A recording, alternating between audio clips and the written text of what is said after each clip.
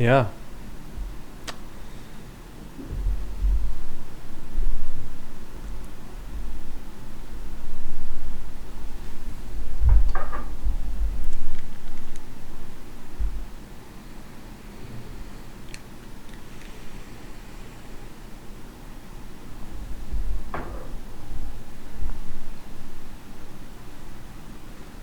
So what am I up to? What am I doing? What am I doing? Well, today, oh,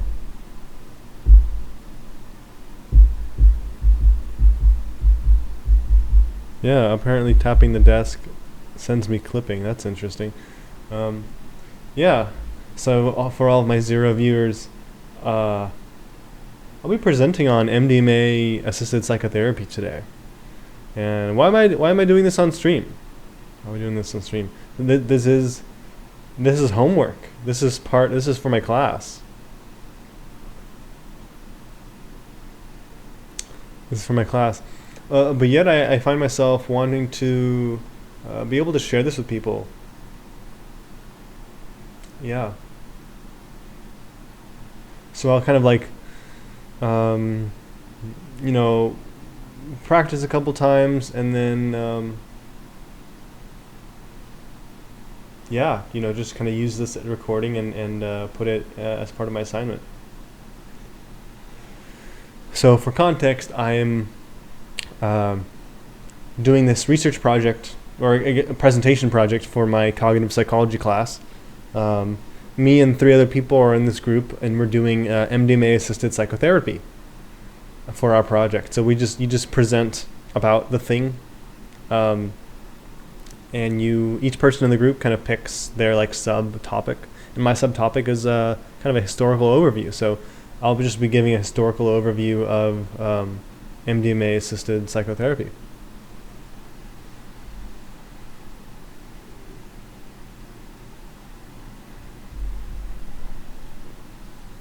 So yeah, I'm not sure if this is going to be the final draft of it yet. I'm also getting extremely annoyed now that my face is in the way.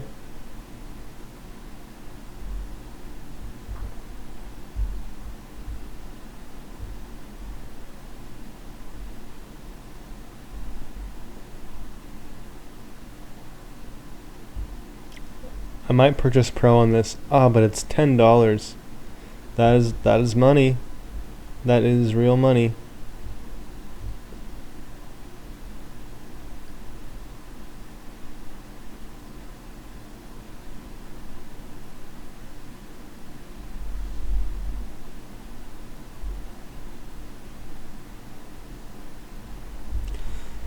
Yeah, I mean the downside of spending real money.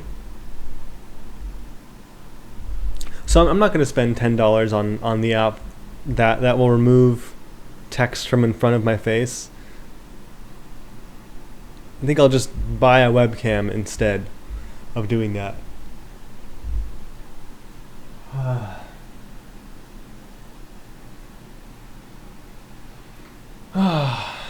Gotta do it. You gotta put in the work. You gotta present. You gotta do the project.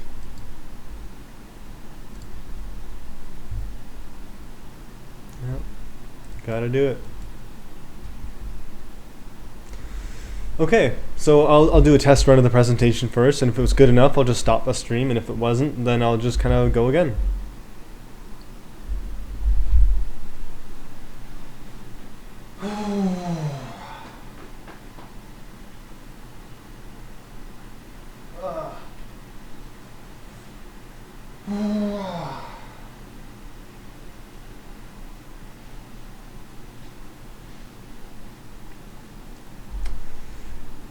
So yeah, this is my presentation on MDMA-assisted psychotherapy, a kind of historical overview of MDMA. Oh no, oh man, oh no, I'm seeing we got the chemical structure of MDMA all wrong here.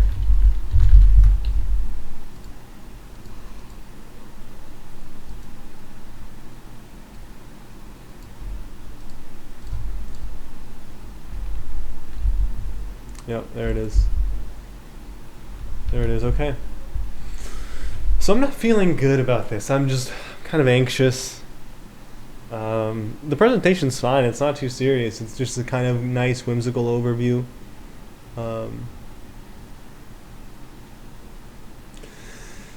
But yeah, here we go.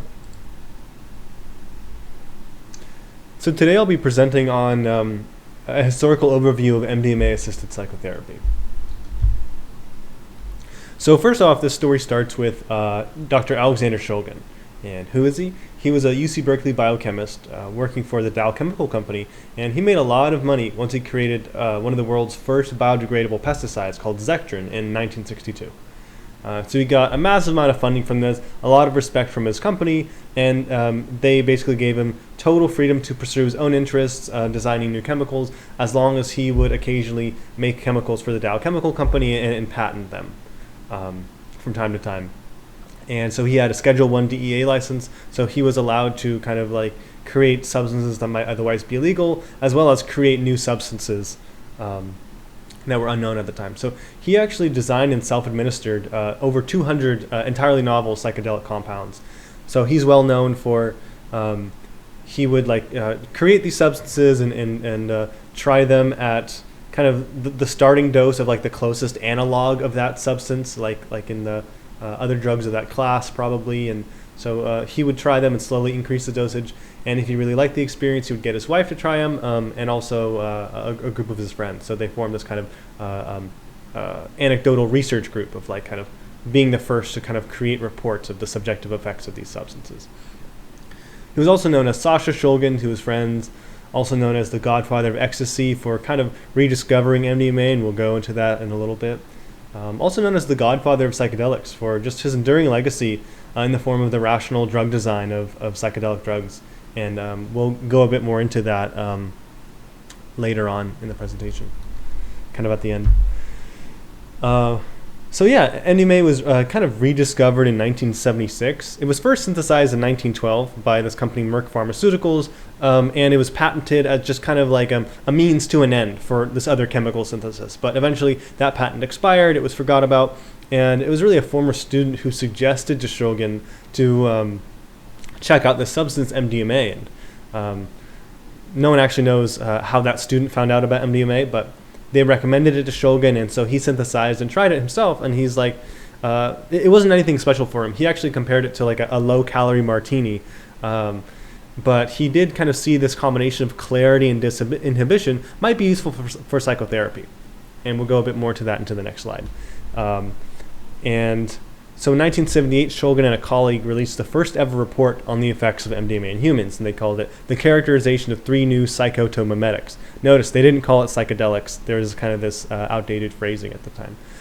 And in it, they described MDMA as well as 2 other substances, and they kind of made this comedic understatement of the effects of MDMA, saying it appears to evoke easily controlled altered state of consciousness with emotional and sensual overtones. So this is an extreme understatement of kind of the effects of MDMA that we'll go into in some other parts of this presentation, including things like sensitivity to touch and other therapeutic effects. So really interesting they described it this way. They also described it as similar to cannabis and similar to psilocybin without the hallucinogenic effect. So Shulgin actually introduced this to therapist Leo Zeff, and that was really where MDMA took off in popularity as like a therapeutic tool. So Leo Zeff would give it to his patients, and he was a big therapist in the early 1980s, and so he was able to introduce it to a lot of the greater therapeutic community. But a byproduct of that was without FDA approval and no clinical trials to test safety and efficacy, this is all happening in the underground scene. And so that made kind of the popularity very complicated, as we'll see later on in the presentation. So why MDMA? What was so special about MDMA? How come it really started taking off in popularity? Well, for starters, MDMA was just kind of riding this wave of that LSD had taken through the psychotherapy culture. LSD had become outlawed by the 70s, but had already over 1,000 papers published on like its usefulness in psychotherapy on over 40,000 patients. So therapists were no stranger to using psychedelics in psychotherapy. And on top of that, of course, the anecdotal results spoke for themselves. So even without clinical trials, we were already seeing, George Greer was one of the kind of psychiatrists in this culture, and he was seeing, with his own patients and with so many other therapists, the results were just spectacular. Greer even had this amazing paper published in 1986, kind of the first of its kind, about MDMA used in a clinical setting, talking about, or just kind of demonstrating that like all 29 of his subjects experienced very positive psychological benefits, and just showed the robustness of MDMA's therapeutic benefits, as well as just like its pretty nice safety profile. So that paper kind of like was the first of its kind in the academic community really say, hey, MDMA warrants like further consideration. We really need to look into this as a psychotherapeutic tool. Unfortunately, rising popularity of MDMA, as ecstasy, as the street drug ecstasy, led the DEA to declare in 1984 their intention to make MDMA a Schedule I illegal, like controlled substance, with that's to say no accepted medical use. And this obviously is a very questionable kind of declaration, and this actually happened, or like as a result of like the sister compound to MDMA called MDA, just those three letters. MDA was discovered to be neurotoxic and have the serious neurotoxicity associated with it, and the DEA actually put an emergency scheduling, so making MDMA put into Schedule I, as no accepted medical use by emergency. And this was actually preemptive and without the proper like rulings to do so. So this was an illegal emergency scheduling, but in a way, the damage was already done to MDMA's reputation. And this caused MDMA's future to be cast into doubt. Academics in the community and therapists were really scared that they were going to lose access to this tool that they were seeing had so much therapeutic potential. So therapists and researchers from all corners of the field banded together in 1986 to like testify in court and kind of start publishing research that might help conserve MDMA's legality. And part of that research as well was what we saw with like what Greer published, which was really a great paper, kind of demonstrating this first clinical trial for MDMA that like, hey, it can be used safely, and yes, it's a really powerful therapeutic tool. So we can kind of see some propaganda on the right of talking about like, hey, MDMA or like ecstasy is like extremely dangerous for the brain, and like, is this true? Is this not true? Alexander Shulgin came to the defense in this critical year of 1986, releasing this report, just going in depth about MDMA, its pharmacology and toxicology, just kind of listing out the LD50 for like various animals, and kind of like passively or just like indirectly asserting like, hey, this is a lot safer than MDA. You guys are tripping. But the kicker was what Joseph Downing published, which was this research with a human subject that like kind of directly showed that MDMA was free of clinically apparent major toxicity. So to answer the question of is MDMA neurotoxic, the answer was, well, in a clinical setting, basically no. Basically, it's not toxic to any relevant degree.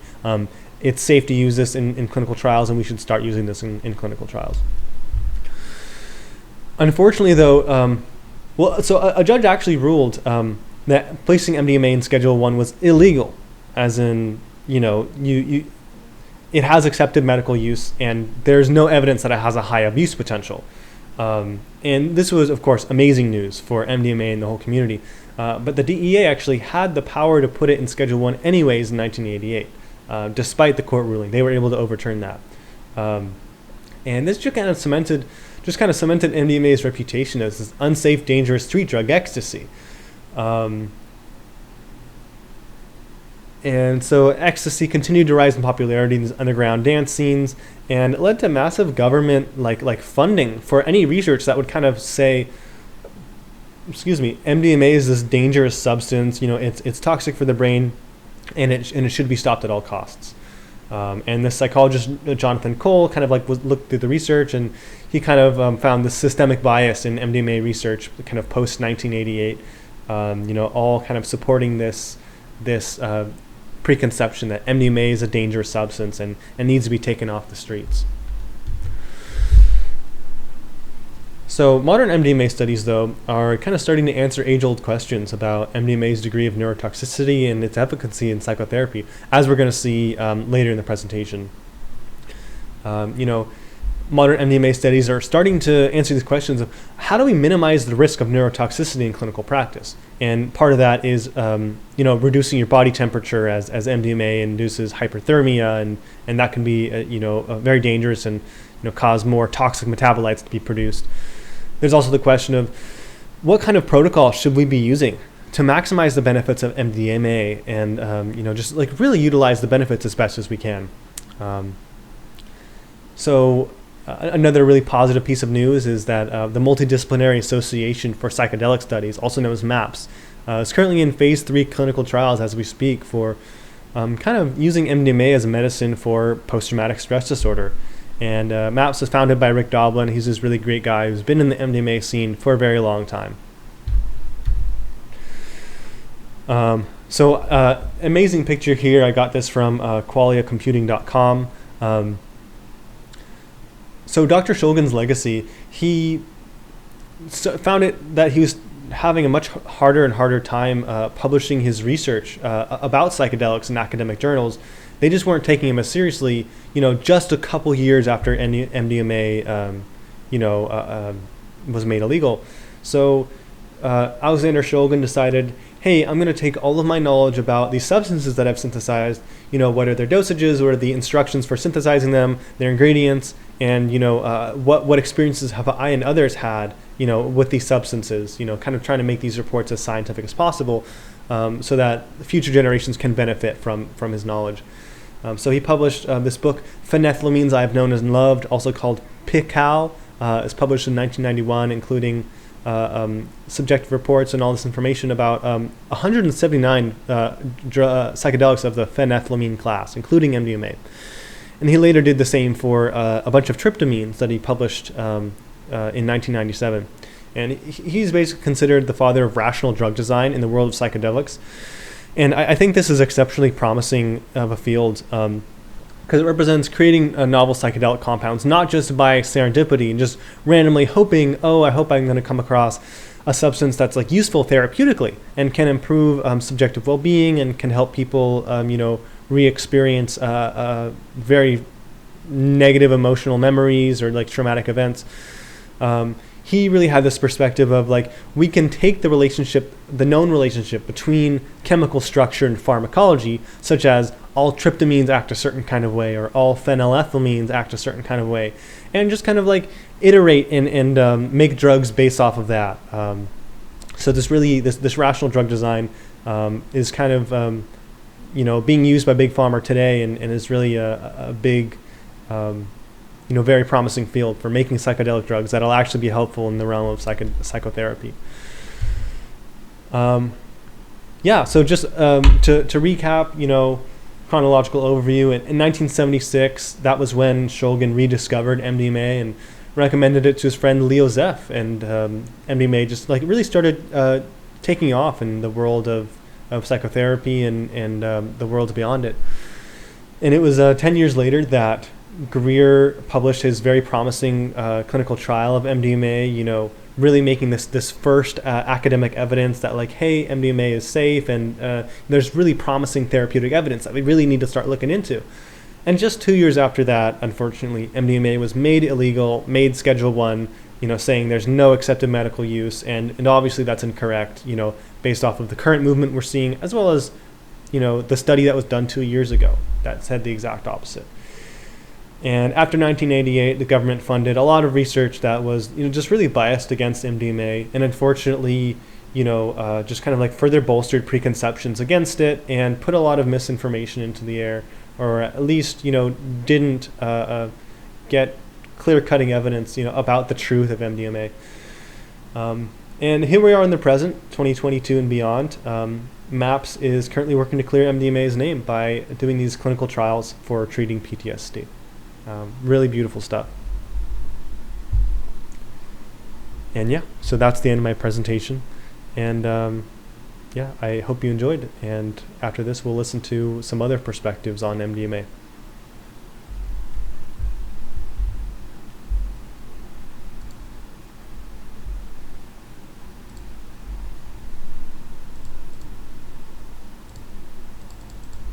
Yeah, so hi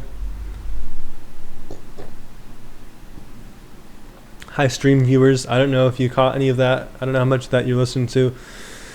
But that was good. That was good to me. I enjoyed that presentation. I found it fun. And I think I'm going to end the stream here. That was I was just using the stream to kind of record myself giving that presentation, and I wanted to share it potentially with other people who might be hearing it and wanna know more about MDMA.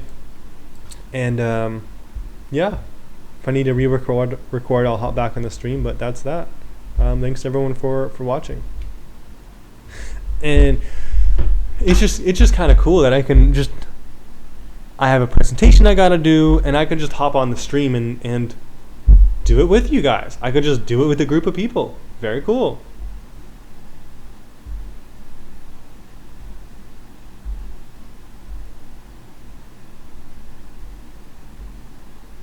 Also, I'm curious how you guys find my stream. I don't know who any of you are. Santa Claus Gift and another TV viewer and Dynaterra. I think that's a new one. I think this is a new one.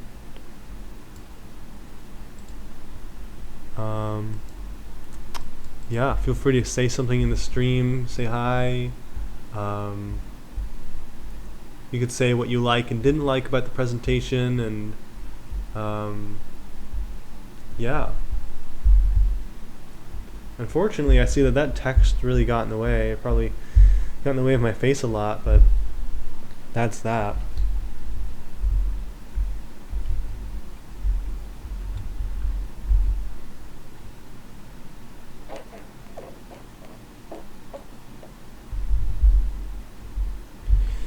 Yeah. Alright, I'm gonna get off.